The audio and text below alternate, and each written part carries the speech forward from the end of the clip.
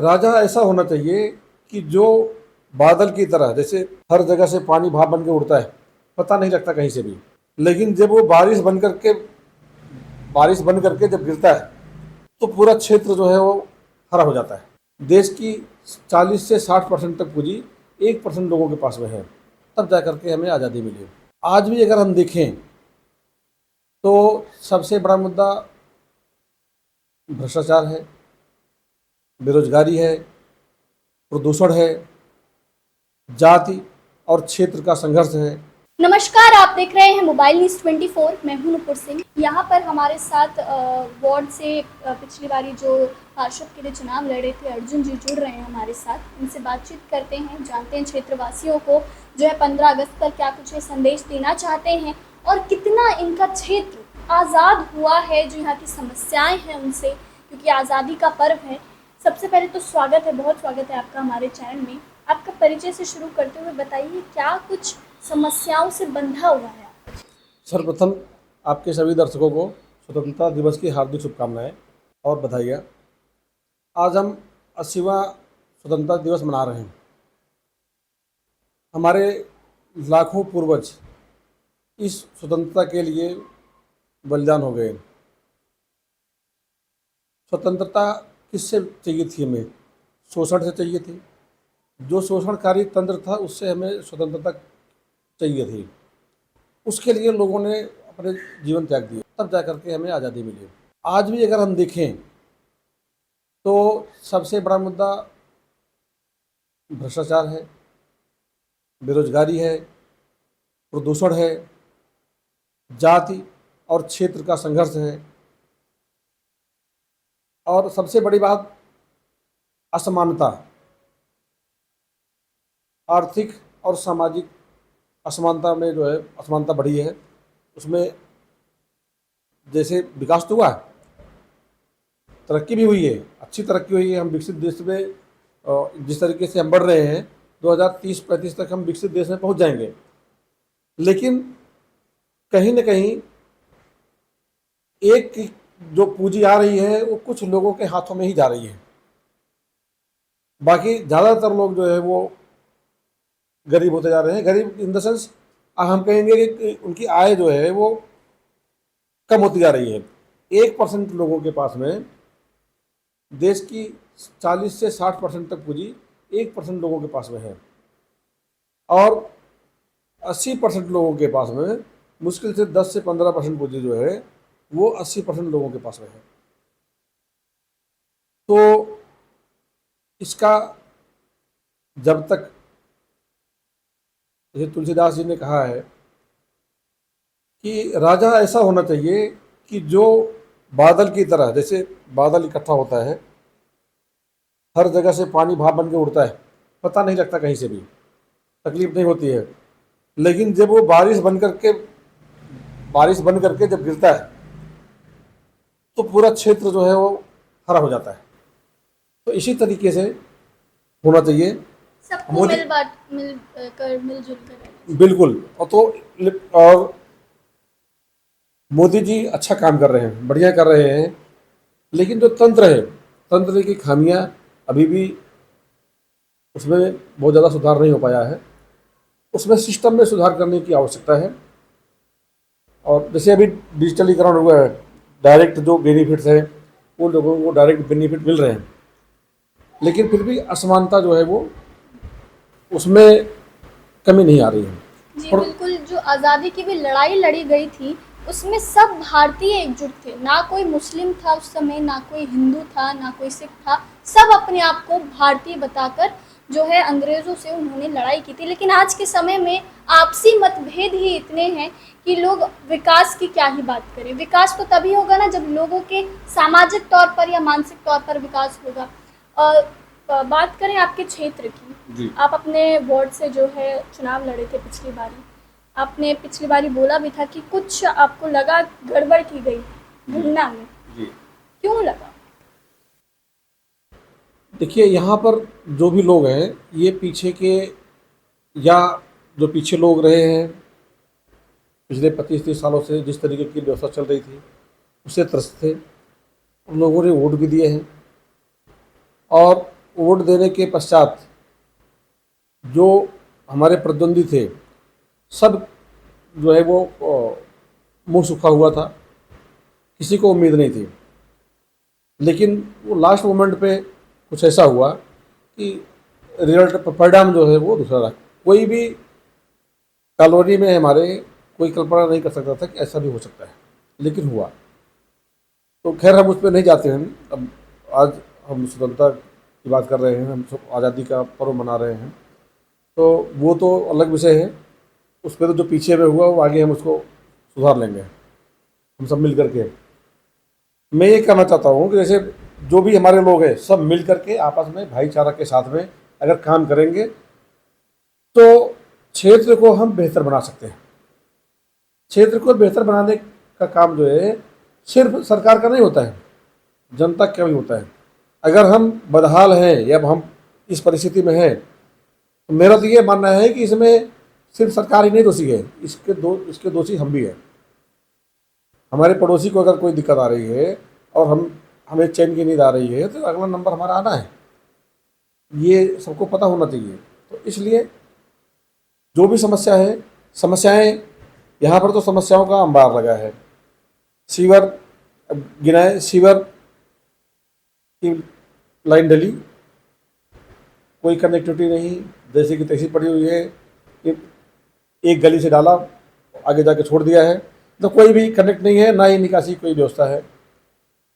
पानी की supply I, पानी की लाइनें डली हैं। श्री दुर्गा विहार में जहाँ पानी डाला हुआ है, पानी की लाइन हफ्ता दिन या 15 दिन में, हफ्ता 15 दिन में एक बार पानी आता है। कुछ जगहों पे तो शायद वो भी ना आता हो। आधी एरिया में, श्री दुर्गा विहार के 50% एरिया में ऐसा है। पानी का हो गया। सड़कें अब देख लिए क्या हाल है।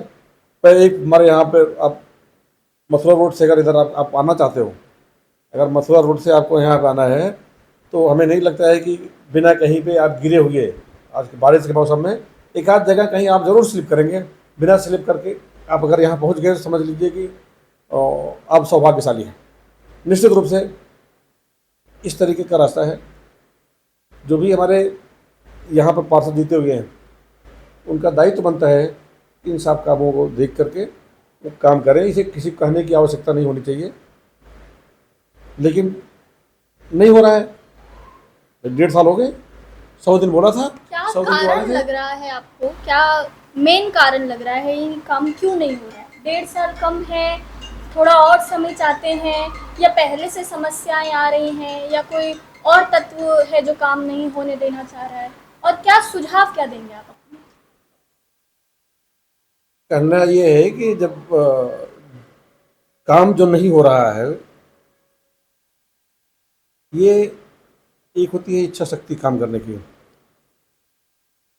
जो भी यहाँ की जिम्मेदारी जिनको मिली है, उनकी इच्छा शक्ति ही नहीं है काम करने की। इच्छा शक्ति अगर होती काम करने की, मैं कह रहा हूँ कि अगर इच्छा शक्ति है काम करने की, तो निश्चित रूप से काम होगा। फाटक पर दयाल बाग से यहाँ तक जब 2 साल हो गए, 3 साल सड़क बने हुए, सीवर के ढक्कन मुझे लगता है कि कम से कम 3 सालों में 30 बार तो टूटे और दोबारा से डले, दोबारा बने, कम से कम 30 बार टूटे। तो एक बार काम हो, दोबारा फिर क्यों टूट हो? बार बार काम होगा, बार बार उसको रिपेयर करेंगे, टूटेगा, बार बार पैसे मिलेंगे। तो मेरा कहने का मतलब है कि सबसे बड़ी वजह जो है वो भ्रष्टाचार की है।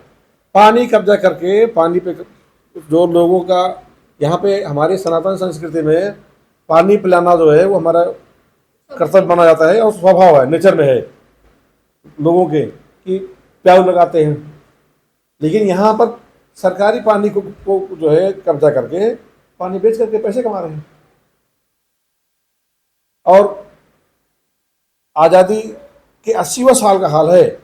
ये तो वही बात हो गई जब अंग्रेजों ने नमक पर टैक्स लगाया। बिल्कुल 80 साल हम साल में हम बैठे हैं, हमारे विधायक जी बोलेंगे कि पानी माफिया को हम भगा देंगे, जेल भेजेंगे, और बगल में वो खड़े होते हैं, जो पानी बेचने वाले लोग हैं वो बगल में खड़े होते हैं। सबको पता है पानी कौन बेच रहा है, कौन कब्जा कर रखा है, किसको पैसे जा रहे हैं, कितने पैसे जा रहे हैं, सबको पता है, लेकिन कुछ नहीं होता है। भाग के वही 3 बात, लोगों को मिलना चाहिए, पानी पे कोई पैसा नहीं होना चाहिए किसी को, वो पानी अगर कोई पैसा भी लगे तो वो सरकार के खाते में जाना चाहिए। हमारे यहाँ पर आज़ादी के पश्चात भी देसी व्यवस्था, जैसे टैक्स, जो व्यक्ति टैक्स देता है उसको कोई पुरस्कार नहीं मिलता। मोदी जी ने कहा था कि हम पुरस्कृत करेंगे, लेकिन वो नीति लागू नहीं हो पाई। जो टैक्स दे उसे पुरस्कार मिले, जो टैक्स चोरी करे उसको पेनल्टी और उसकी प्रॉपर्टी जो है वो सीज हो जाएगी पूरी। इस तरीके का जब तक गलत काम करने वाले पर जब तक भय नहीं होगा तब तक चलता रहेगा। यूपी में आप देखो, कोई आदमी अगर कुछ गलत करता है, पता होता है, तो अगले दिन पता लगता है बुलडोजर पहुंचा है। तो इस तरीके की व्यवस्था होगी तो सुधार होगा। जी, विकास में जैसा कि आपने कहा कि जनता का भी खूब सहयोग होता है। आजकल देश में रांची में प्रदर्शन चल रहा है, दिल्ली में ख़त्म हुआ, दिल्ली में दोबारा होने का बात हो रहा है, और देश में अलग अलग जगहों कहीं पर जो है लोग अपनी ज़मीन के लिए लड़ रहे हैं कि हमें यहाँ से हटाया जा रहा है, डैम बन रहा है, कहीं पर लोग इन्वायरमेंट के लिए लड़ रहे हैं। तो प्रदर्शन बहुत हो रहे हैं देश में, जनता का हक भी है अब आवाज़ उठाना। लेकिन ऐसे में कितना सहयोग दे रही है सरकार, कितना आश्वासन दे रही है उनको सरकार, और सरकार ऐसा क्या नहीं कर रही है जो लोगों को प्रदर्शन पर खड़े हो जाना पड़ रहा है, सीधा छोटी छोटी बात। देखिए, इसमें हर जगह जो प्रदर्शन है इसमें तो कुछ विपक्ष का भी रोल होता है प्रदर्शन करने का, लेकिन इसमें कहीं न कहीं पे सरकार की भी कमियां हैं। एक जगह तो आप कोई पूंजीपति है वो लाखों पेड़ काट दे, कोई बुरा नहीं उसको, और ओजोन के नाम पर आप लाखों लोगों को उजाड़ दो, तो ये दोनों में फर्क समझना पड़ेगा। भाई एक जगह आप लाखों पेड़ काट दे रहे हो जबकि पर्यावरण के नाम पे आप पेड़ काट दे रहे हैं, दूसरी जगह पे ओजोन के नाम पे लोगों की बस्तियां उजाड़ दे रहे हैं। देश जब स्वतंत्र हुआ था, ये तो अंग्रेजों का काम था, अंग्रेजों का भी यही काम था कि अंग्रेज जो है जो भी स्वतंत्रता के खिलाफ या उनके खिलाफ जो बोलते थे उनकी जमीनें जब्त कर लेते थे। तो ज़्यादातर जो वर्ग क्रिएट हुआ उसके पास में ज़मीन नहीं थी, बहुत से लोग ऐसे हुए जो ज़मीन नहीं थी, जंगलों में चले गए। तो आज़ादी के पश्चात उन्हें ज़मीन दी गई, ऐसे भी हुआ कि सरकारी ज़मीनों पर लोग बस गए। तो मेरा ये मानना है कि जो जहाँ बसा हुआ है उसे उजाड़ने की बजाय उसको अगर लगता है तो उसे उसका जो सर्किल रेट हो उस रेट से पैसे लेकर के उसे जो है परमानेंट करना चाहिए, और ये तत्काल व्यवस्था हो कि परमानेंट हो, इससे भ्रष्टाचार नहीं बढ़ेगा। नगर निगम, क्या लगता है फरीदाबाद में अच्छा काम हो रहा है? नगर निगम वाले एक काम को रोकेंगे कि ये गलत है, पैसे पहुंचा दो, आप कुछ भी काम कर लो, कितना भी अनैतिक अवैध काम कर लो, 4-4 मंजिल कितने बना लो, पैसे चाहिए बस। नहीं तो पैसे अगर नहीं दिए तो आप 2 मंजिल बनाओगे तो भी आ जाएंगे, हो जाएंगे। नक्शा कहाँ है? पैसे दे दिए तो आप कुछ भी खड़ा कर लो। अंत में जो है अर्जुन जी कल को निगम का कैसे लड़ने वाले हैं? पिछली बारी निर्दलीय लड़े थे, इस बारी किसका सहयोग लेने वाले हैं या अकेले ही लड़ने वाले हैं जनता के सहयोग से? और क्या कुछ अपने क्षेत्रवासियों को आप कहेंगे? 15 अगस्त का जो है आज पर्व है, स्वतंत्र दिवस का पर्व है। देखिए, चुनाव तो हम जो लड़े थे लोगों के, जो हमारे साथ के लोग थे, साथियों के कहने से चुनाव हमने लड़ा था। हमारा उद्देश्य चुनाव लड़ना नहीं है, हमारा उद्देश्य है परिवर्तन करना। जो सामाजिक परिवर्तन है, लोगों का जो जीवन स्तर है उसको उठाना, बराबरी लाना, और लोगों के काम हो, सड़क, सीवर, बिजली, पानी है तो जो एक कॉमन सी बात है वो काम होना चाहिए। उस काम के लिए हम संघर्ष करेंगे, और उसके लिए अगर लोग कहेंगे तो हम पार्षद का भी चुनाव, और कहेंगे तो हम विधानसभा का भी चुनाव। अभी तो लोग कह रहे हैं विधानसभा का चुनाव बटखले से लड़ने के लिए, तो इस पर अभी ये अभी थोड़ा जल्दी है चुनाव लड़ने का, लेकिन जनता के लिए हम खड़े रहें। उनके कोई भी मुद्दे हैं उसके लिए हम खड़े हैं, जहाँ पर हमारी आवश्यकता होगी हम आवाज़ उठाते रहेंगे लोगों के भले के लिए। और हम तो ये करना चाह रहे हैं, जो फरीदाबाद के लोग हैं मोदी जी का अनुसरण करें, और जो उनके सपने हैं उसको पूरा करने का प्रयास करें। उन पर पलीता लगाने का काम न करें। सबका साथ सबका विकास जो नारा है, उस नारे को साकार करें। जी, तो अभी हमारे साथ अर्जुन जी जुड़े थे, जिनका ये कहना है कि अगर लोगों के विकास के लिए, लोगों के हित के लिए अगर मुझे पार्षद ही नहीं, विधायक का भी चुनाव लड़ना पड़े, मैं लड़ूंगा। मुझे बस जनता की सेवा का मौका चाहिए। दोबारा आपसे ही हम आकर के एनालिसिस करेंगे। धन्यवाद।